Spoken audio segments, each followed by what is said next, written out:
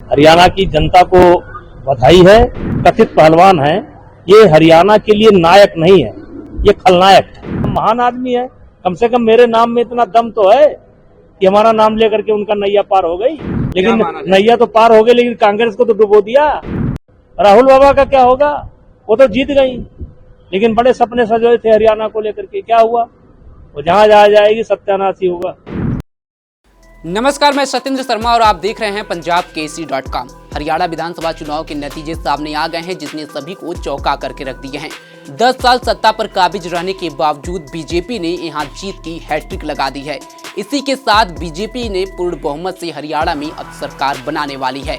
कल चुनाव परिणाम आने के बाद से सभी को हैरानी का सामना करना पड़ा, खासकर कांग्रेस को, जिसको काफी उम्मीद थी कि एक दशक से सत्ता से बाहर चल रही कांग्रेस अब हरियाणा की सत्ता पर काबिज होगी। लेकिन जब चुनावी नतीजे सामने आए तो उसमें कांग्रेस को मुंह की खानी पड़ी। लेकिन हरियाणा विधानसभा चुनाव में एक ऐसा सीट था जो काफी चर्चा का विषय बना था। वो सीट था जुलाना का।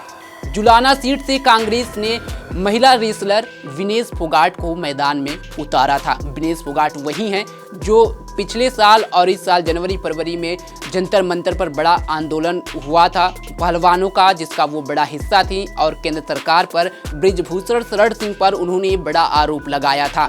यौन उत्पीड़न का ये बड़ा आरोप लगा था, जिसके बाद से देश भर में बड़ा आंदोलन देखने को मिला। खिलाड़ी लगातार बृजभूषण शरण सिंह के विरोध में सामने आए थे, जिसके बाद से बृजभूषण शरण सिंह का भी काफ़ी बयान सामने आ रहा था और उन्होंने कहा था कि ये पूरा राजनीतिक स्टंट है और आने वाले समय में वो इस पर खुलकर बात करेंगे। वहीं जब पेरिस ओलंपिक में भी विनेश फोगाट गोल्ड मेडल के लिए जब क्वालिफाई की, उसके बाद से वहाँ पर उन्हें डिस्क्वालीफाई कर दिया गया, जिसके बाद से फिर से बृजभूषण शरण सिंह पर सवाल उठने लगे। केंद्र सरकार पर विपक्षी पार्टियां सवाल उठाने लगी और पेरिस से आने के बाद से विनेश फोगाट कांग्रेस में शामिल होती हैं, जिसके बाद से एक बार फिर बृजभूषण शरण सिंह विनेश फोगाट पर आरोप लगाते हैं कि जो सारा आंदोलन था, ये जो सारा स्ट्रेटेजी थी, आरोप लगाना था, ये इसके पीछे यही कारण था राजनीति का, और आज वो सही साबित हुआ। लेकिन विनेश फोगाट उसके बाद चुनाव लड़ी ही नहीं, विनेश जाकर जुलाना से यहाँ पे उन्होंने चुनाव जीत भी लिया। अब जीत के बाद से बृजभूषण शरण सिंह का बड़ा बयान भी सामने आया है और उन्होंने विनेश फोगाट पर बड़ा तंज कसा है। साथ ही उन्होंने कांग्रेस की हार का जिम्मा भी विनेश फोगाट के सर फोड़ दिया है। सुनिए बृजभूषण शरण सिंह ने विनेश फोगाट को लेकर के क्या कुछ कहा। हरियाणा की जनता को बधाई है। हरियाणा की जनता को भ्रमित करने का बहुत प्रयास किया गया। किसान आंदोलन के नाम पर किया गया, पहलवानों के आंदोलन के नाम पर किया गया, और उसके बाद भी भारतीय जनता पार्टी की सरकार हरियाणा की जनता बना रही है।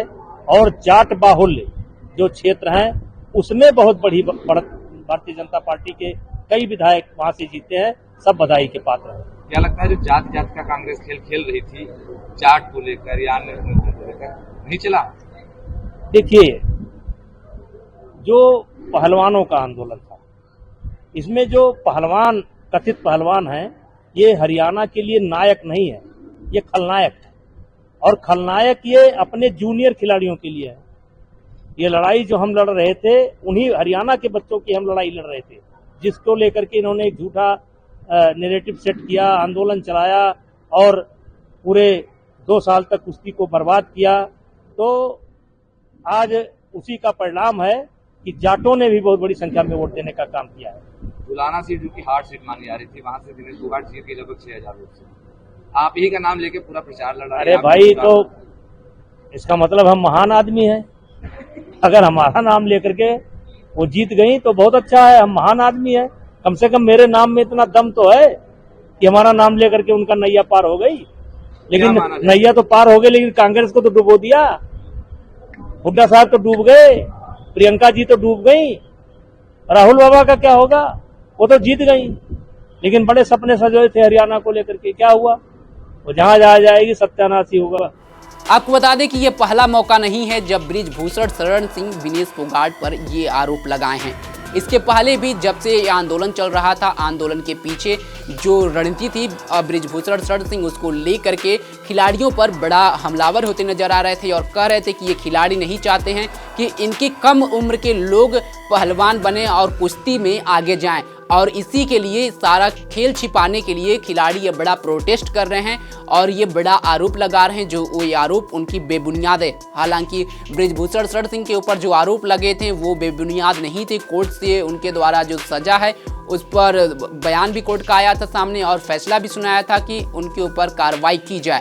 देखना होगा कि अब विनेश का बृजभूषण शरण सिंह के इस बयान के बाद क्या पलटवार सामने आता है। लेकिन हरियाणा के इस दंगल में कोई बाजी मारा है तो वो बीजेपी ने मारा है।